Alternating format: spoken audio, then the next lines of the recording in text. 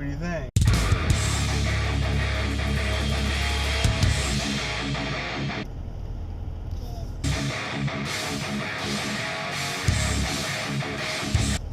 Good. Good morning, it's Monday, August 1st, 2016.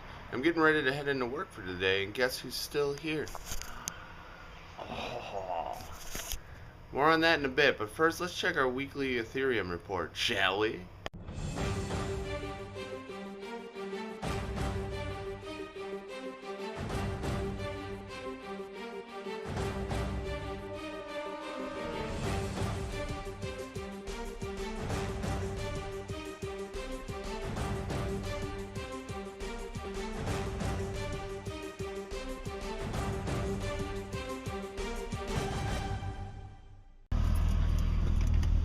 Alright, so Vicky just took off. She's headed home. And I am headed to work for the day. So, you may have caught on at the intro here, but I'm decided to just do weekly Ethereum reports.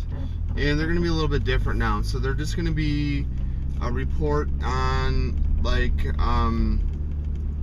my current holdings or something like that. So like a rundown or breakdown of all the current crypto that I have, maybe even what it's worth or something. It's much easier now to figure out what I currently have versus what I've mined, because now that I'm trading a lot, it's I'm always shifting between all the different cryptocurrencies and stuff like that. So last night was awesome. So we took a short nap, and then we headed downtown to Plainfield, and we basically walked around. She had never really explored downtown. We've driven through there and stuff, but we just walked the main street there, and then there was a wine and cheese place that was like actually the name of the place. So there was a clip yesterday of that, but so we stopped in there. We got a couple flights of wine as like taste testings, and then we ordered some, I think they called it burrata.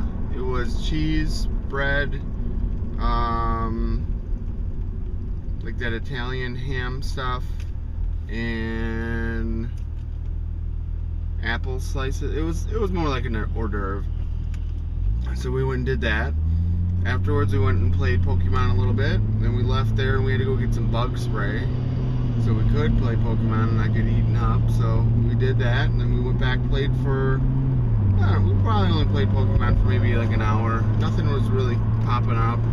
They, I think it was Saturday, they released an update for the game. They changed it a little bit and stuff. I don't know what else has all changed, but I know Vicky got one new Pokemon yesterday. I didn't get any new ones. What else? So then afterwards we were hungry. We never really ate dinner, so then we went and grabbed some burritos. Well, I got a burrito. She got some tamales on the ride home. We ate those and crashed out pretty late last night. What else? So I think I might have mentioned it, but my buddy Luke ended up coming over yesterday, or meeting up with us at the storage unit.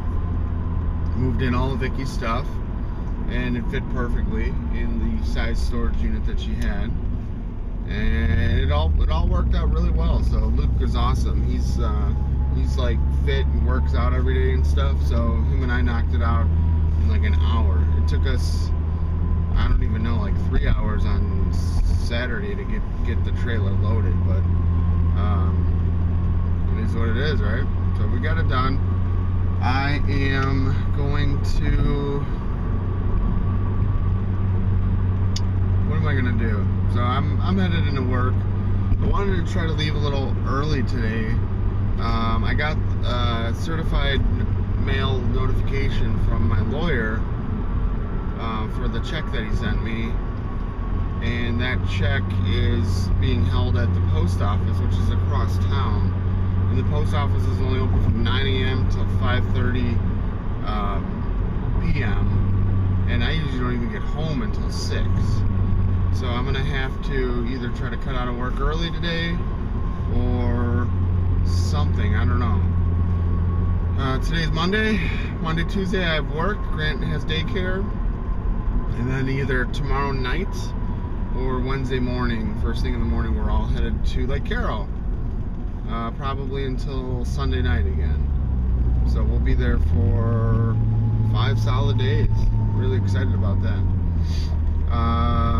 I got my new, I don't know if I mentioned this, I probably did, but I ordered a Pixel stick, and it's going to be a surprise. I want to practice with it and stuff before Luke's wedding, and this is going to be like a surprise thing that I want to do at his wedding. Some light paintings of or for him and Ash. So,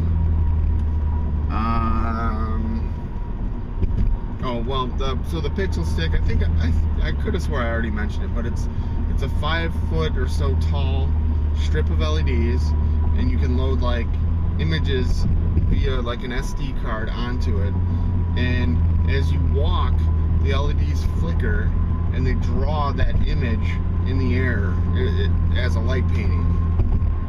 So you can get some really badass, really cool effects with it. And yeah, I've been wanting one of these since they did a Kickstarter just over 2 years ago. So I went and grabbed one. We're gonna make it happen. It's gonna be fun. So that's about all that's going on. This weekend was a lot of physical labor, a lot of sweating. It was hot out, and I'm tired. So we didn't really sleep well every night. Sophie was going crazy every night because she was pretty much locked up or inactive every day, all day. And so then at nighttime, she'd either want to walk around or she'd be wide awake or whatever. Last night, Sophie kind of spit up or whatever. It was really weird. I don't know what happened with that. But then after I cleaned all that up, that was at midnight. Then she, went back to bed, and we all went to sleep and slept almost through the rest of the night. I do need to get a set of stairs ordered for Sophie, so she can jump up and down on the bed and stuff. So I gotta come up with something for that. And I went and picked up some breakfast. I still have yet to grocery shop, which is gonna kill me. So I either need to do that tonight or tomorrow night. I also need to cut the grass. So it's gonna be a long damn day today. Yeah, I'm already tired, so stay tuned for more. Alright, what's going on, everybody? So, I love it when a plan comes together. I got my Pixel stick today. I got my ECS tuning oil change kit today. My oil change is like double the mileage since I should have last changed it. I got like 10,000 miles on this oil change, or since last oil change. I am going to cut out of work a little early today. I gotta go pick up Grant, and then we gotta go make a trip over to the post office to go get the check from my lawyer. So I got the check, I got my Pixel stick, and I got my stuff to do my oil change. Now I just need to try to find the time to get all that done, and we'll see if we can make it happen. So I'm just going around now to pick up all my boxes and stuff, so I don't have to carry it all the way to the parking lot. So stay tuned for more. Okay, sorry about the wind noise. It's really hot, so I gotta have the air going. Car says it's 89 degrees right now outside. It's currently 4 o'clock, and I am headed to go pick Grant up and hopefully make it to the post office by, I think they're open until 5:30.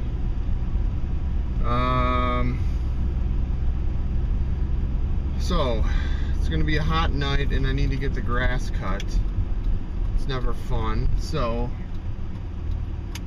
wanted to try to get everything done tonight so that way I could leave for Lake Carroll tomorrow evening or like tomorrow after work.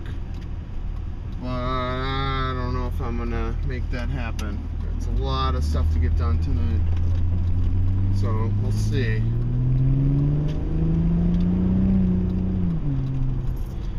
Vicky made it home okay. I was able to go through all of my daily vlogs, get them all kind of timelined or boarded, blocked off. And now I just gotta render each day's clips.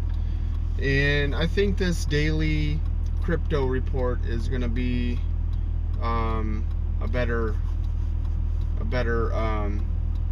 deal than having to do them daily. So it takes a lot of time to generate these things daily. So maybe I'll even change the name of it so it's no longer Ethereum report, it's just cryptocurrency report or crypto report or cryptoport. I don't know. So before I left, I sold off like 90 or 85% of my ether. Over the weekend I had an alert set that would notify me if it was below 1250, because it was like Friday it was like around $13, maybe high 12s. So right now it's like below 1150. So I was like, you know what, something's going on with this Ethereum Classic.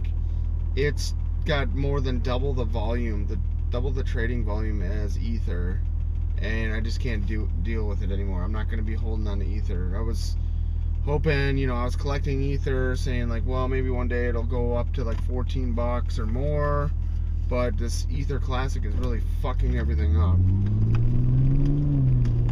And there's some douchebag on YouTube that calls himself the Oracle of cryptocurrency or something. But I was watching a report or a video by him today explaining what's going on with Ether Classic, why it hasn't died, and he just kind of projected some ideas as to why it's still around and all that. And it's just a bunch of BS politics. So when the original chain split, anyone holding Ether at the time also got Ether Classic. So it like created free money for him. So Ether Classic was worth like, I don't know, let's say 25 to 50 cents per ETC.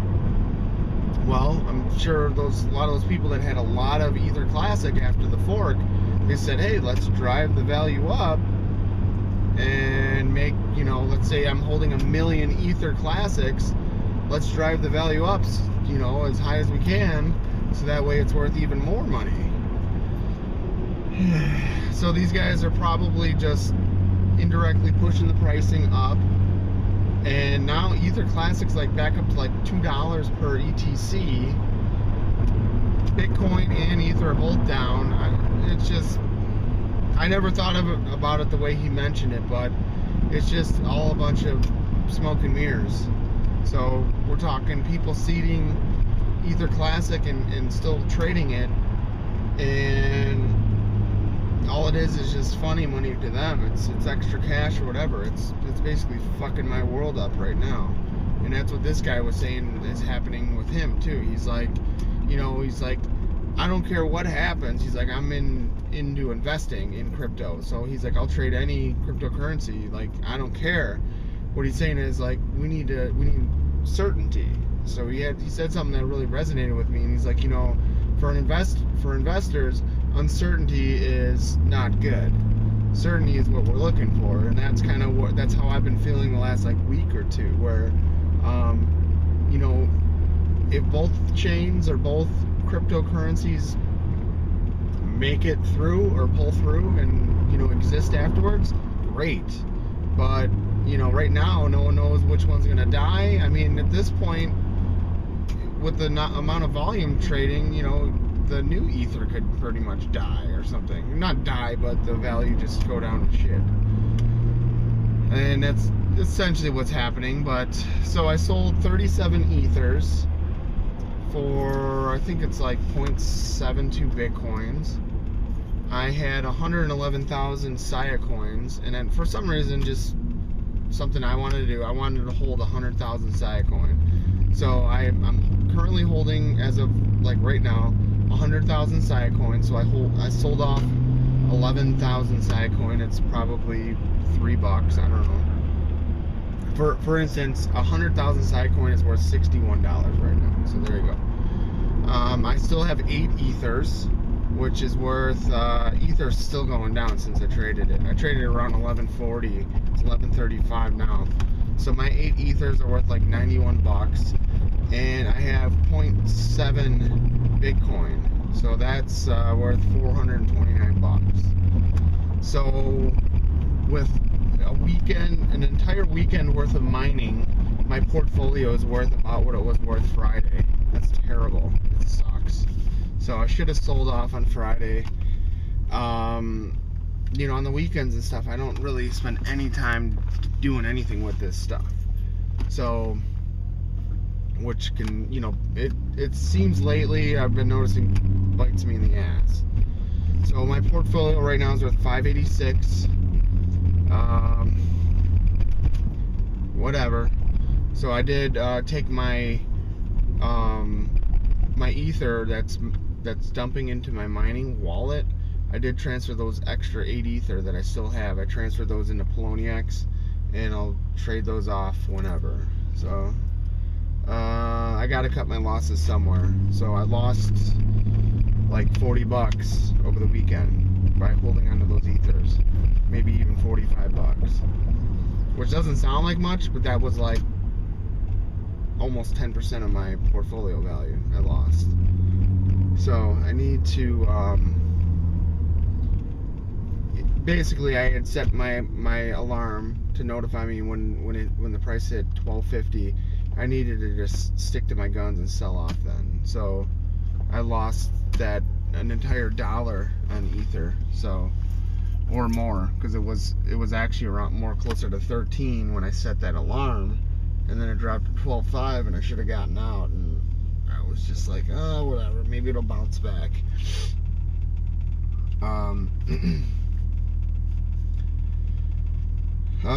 What else? So yeah, we're not going to be doing the Ethereum report daily anymore, and I'm tired. I'm really tired, and cutting the grass in this heat that we have right now does not sound like fun to me. So I'm not sure what we're gonna do. We might go maybe we'll go grocery shopping, like after we go to the post office. Maybe we'll go grocery shopping while it's still kind of warm, and then when the sun's setting or whatever, then I'll go cut the grass. So we'll see. I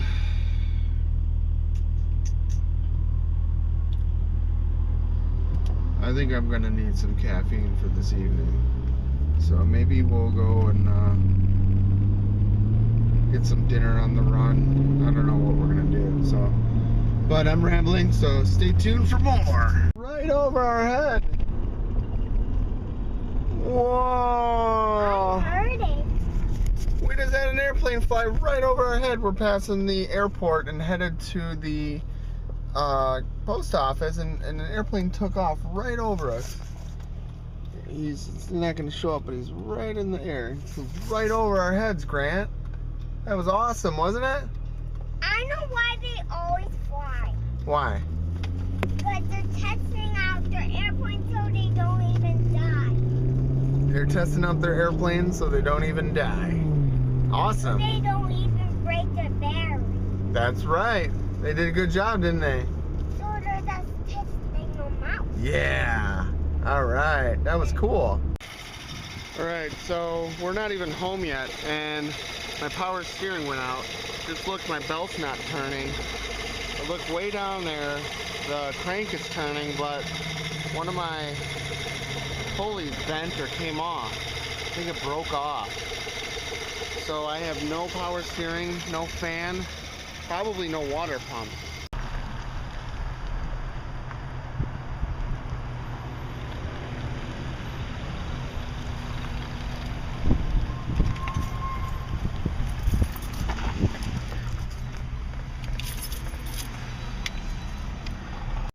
What do you see in there?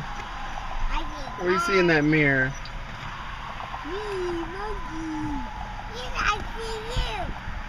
Hi, bud. I see you too.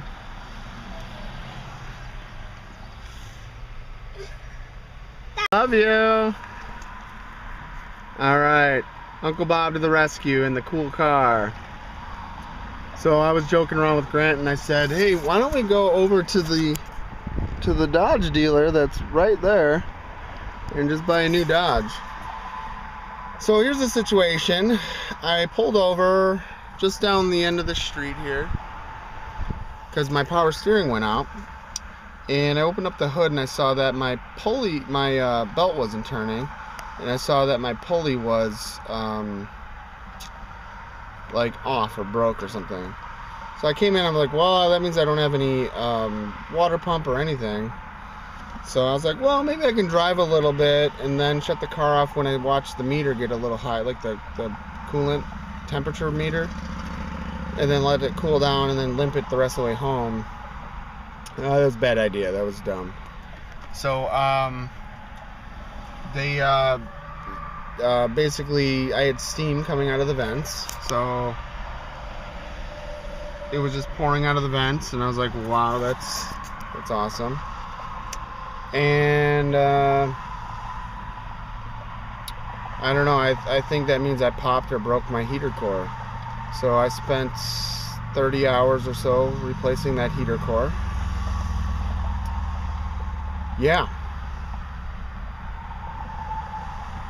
It's always something, right?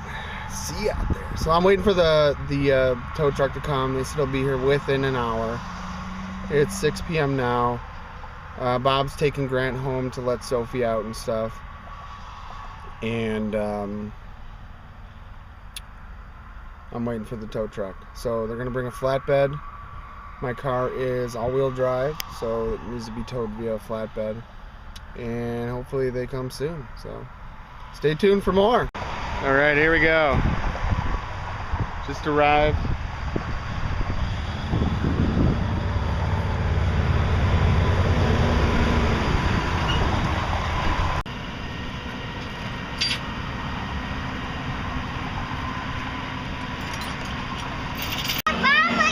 I see that.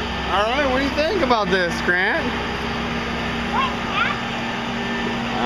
Broke. We gotta fix it. All right, don't scrape it. Hold on. Oh, woo! All right, so we got the car back home safe and sound, and now we're gonna dig into it and see what the problem is. So, so here's the story. We were driving home and we lost power steering. So I pulled over and checked it out. I noticed that the belt wasn't spinning, you know, the drive belt or accessory belt or whatever you want to call it. And basically the I could see it looked like one of the pulleys is either bent or fell off or broke or something, and the drive belt was no longer under tension. So I immediately knew, like, okay, well, not only do I not have power steering, I don't have a water pump. My water pump's not turning. Yeah, so then I was like, well, you know, I was like, the water pump's not running, so maybe it's going to start overheating. So I go back in and look at the temp gauge. It's not even 3/4, so it wasn't pegged or anything. So we're sitting there, and I'm like, well, maybe I can limp this home, you know, just go easy on it. We start driving, and not more than 100 feet later, steam starts coming out of the vents into the cabin. So what we had to do was just basically shut it down and get it towed home. So that's where we're at now. I don't know if I'll fix that. Okay, all right. Grant's filming. So I don't know if I popped or broke my heater core. I really hope that's not the case because that took like 30 or 40 hours to replace. And even the tires. Yeah. So, but we're going to replace it, or we're going to rip it apart and see what the issue is. So stay tuned for more. So now pull it out. Pull on it. And you pull and I'll lift. Pull harder. Pull harder on that. There you go. All right. There it is. Okay, so Grant's going to help me dig into this thing. And Everything is hot. yeah, I was just gonna say that, bud. So don't touch anything yet, because it is gonna still be a little warm, because we were just driving it. Nope. So I'm gonna show you how to take it apart. You ready, Grant? Is there smoke coming like that? No, it's not that hot anymore. So all right, let's get this front end apart. I can see really well, but. Wait, you're going the wrong way. Spin it the other way. Yep, like that. You mean this? Oh. Nope, the same bolt. You're doing. I saw lightning. Oh. All right, keep going on that same bolt. Yep. You got to get it all the way in there. That's right. You can do that side after I do this side. I wish you can just push it up. You just have to. You want me to help you and hold it? Like that? Yeah, you got it. That's good. Okay. Yep. Let's see. Yeah, that's in. That's in there. I'm on a little wrench. Okay. Yeah. I use this wrench with these numbers on it. Alright, here's the problem we're having. We're trying to get the front bumper off, and I couldn't get the passenger side off. It's still hooked in here. So I got the back half of that hooked or removed. I got to get those bumper quick disconnects. But I had to take the headlight out, and now I can get a screwdriver in there to pry it out. So you can already see I got the back half popped. So stay tuned. Ripped one of my gloves. Grant's helping out. Getting to traffic. Nice job, bud. Different side. Yeah, don't push it over, yeah. What if it tips over like tip? Don't let it tip. Yeah, don't push on it. And when Don't. it comes back like this, Yeah. break?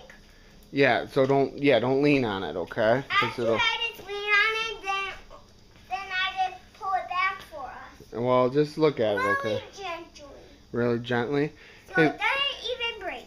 Did you see what this says here? This is you know, like when Daddy sometimes washes the window and the juice shoots out of the window. This is a hose that has the same. It's called washer fluid. Washer fluid comes in here and goes into here, and it makes this pop up. It goes psh, and it shoots washer fluid at the headlight. And then this one, where does this one go? Can you trace the line? Where's the line go? Can you see it? And then what's above that? Over there. What's above there? Does it look like this? Over there? Can you see it? Up above there. Now look where the hose is. Look where the washer line is. Up above there. Yep. What? You were doing it. No, watch. It goes up to here. So do yours. Nope. We'll go follow the line. Look. This. Follow the line. Go straight up. Up. And it goes straight up. Right there. What were you just touching over there? What were you just touching? Look at what it is. No, look what it is up here. Right here. See? That's what you were touching. Is it the same as over here? Yeah. So that one pops up, and this one pops up, and It goes down, what then it- pops up. yeah, what does that one spray? If this one sprays this light, what does that one spray? The other light. You're right. Yeah, the one that we took off, we removed it. But you're right. No, no, no, no. You saw me. I took it off of the side over there. Cool. Yeah, this one. I didn't need. All right, so we got the front end just kind of swung around. I didn't want to disconnect the washer line, and so it's just sitting over there, still connected. I got the intercooler shrouds off, and what's still left is I got to put it in service mode. Hey, Dad, it looks different one here. Think so, huh? Off. Yeah, it looks a lot different.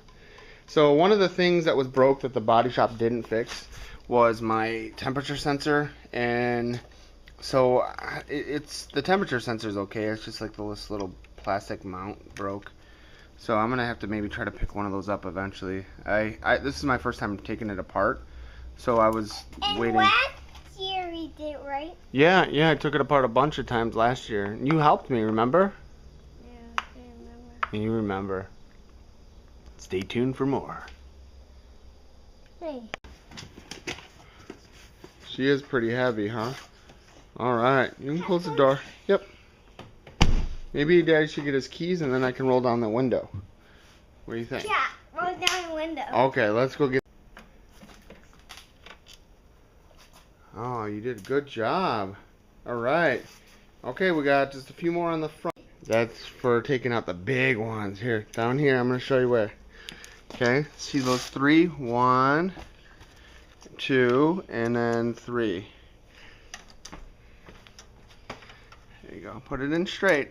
Straight. Here, like that. What? There you go. The other way. Yeah, I got it. Alright. I'll put it back in. That's okay. Yep. That's okay, right? Yep. Like these ends stay on? Nope, it's going to come all the way out. No, these ends stay on, right? The rolling ones? No, it's called a washer. That's going to come out with it. With the bolt. It's coming towards my way, right? Yeah, it's coming out. I think one more. I got it. I'll hold it.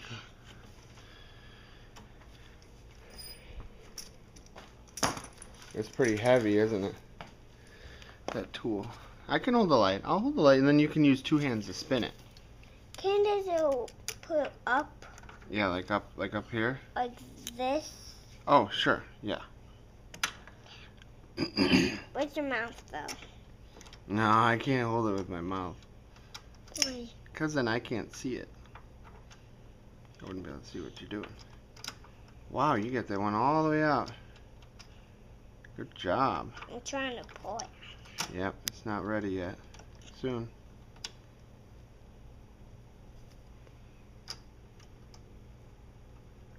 Did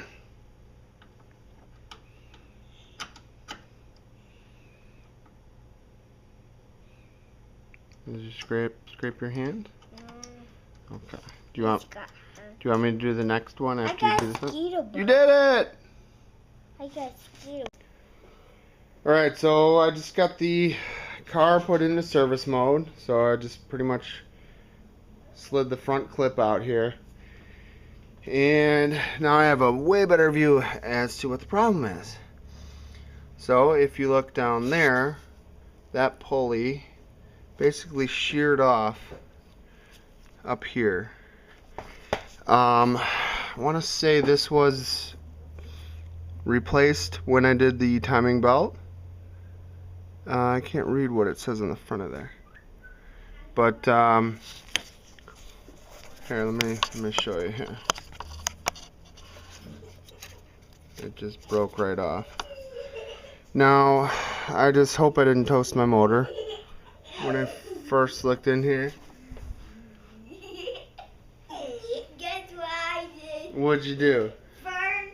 Did you fart in my car?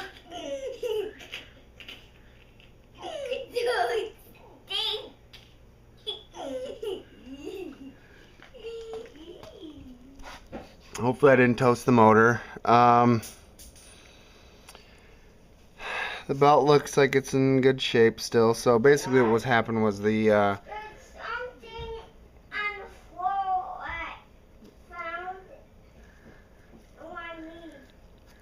Okay, bud. Yep. So what happened was the alternator wasn't spinning, the power steering pump wasn't spinning, and the water pump wasn't spinning. Along with yeah, the air conditioning. So I hope I didn't toast the motor by running it too hot. Now, I mentioned it before, but I had steam coming out of the vents into the cabin. So I don't know if that means my heater core popped, which, to be honest, I guess I was a little mad about that earlier. But I guess that's not too bad if the heater core went rather than the whole motor. What? I couldn't go in that in the driver's side. Guess who's in it? Did she jump over there? Nope, she's crying over I there. see her over there. All right, open this door. Open this door. She'll come out. Open this door. She'll come out. Come on, Soph. Come on, Soph. Come on, baby. No, don't pick her up, bud. She'll fall. Come on, Soph. Come on. Come on, baby. It's time to go in. She wants to go for a car ride. Soph, Daddy's car's broke. We gotta go in. Come on. Come on. Here, I'll help her out. I'll help find this part. What do you think, bud? What kind of part? It's called a tension pulley. And Grant, thanks for helping me, bud. You did a good job. Love you. Love you. You did a great job. She's hot. Daddy's hot. Let's go in. Getting late, huh? You want to give her a kiss? Ah, all right. Oh, she gave you one. All right.